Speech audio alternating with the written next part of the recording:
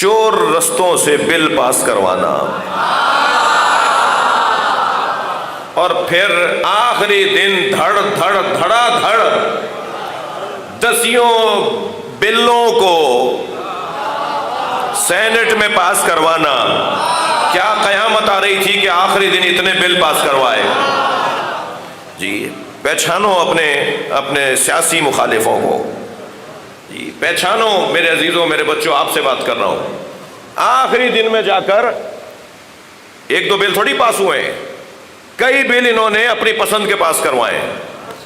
تو یاد رکھیے، آج میں دونوں بڑی شخصیات سے اور اداروں سے رابطے میں رہا، اور بہت جلد تیاری کیجئے، بہت جلد متفقہ طور پر پورے ملک میں احتجاج کی کال دی جائے گی۔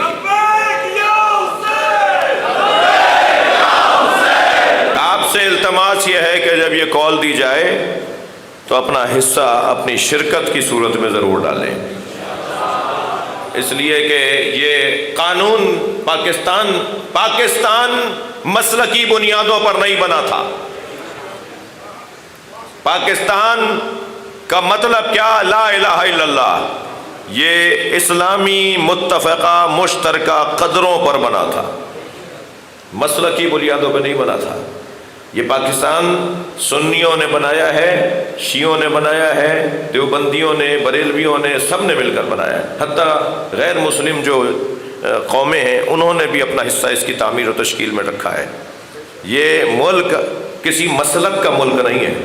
خبردار، جن کے ابا نے اور دادا نے پاکستان بنانے کی مخالفت کی تھی وہ آج پاکستان کے فیصلے کرنے کے حقدار نہیں ہیں۔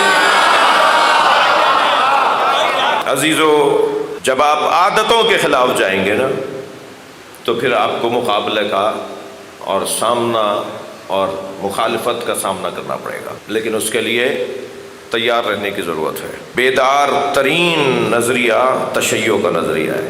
اسلام کی بہترین تصویر کو تشیع کہتے ہیں، اسلام کی روشن چمکتی ہوئی شکل کو تشیع کہتے ہیں۔ ان لوگوں نے تو ماضی میں بھی مسلمانوں کو شرمندہ کیا، ان کے حوالے کر دیا تو آگے بھی یہ شرمندگی کے علاوہ کچھ اور دینے والے نہیں ہیں۔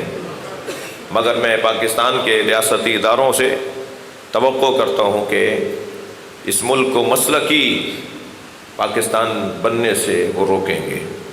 یہ سب کا ہے، سب کا تھا، سب کا رہے گا۔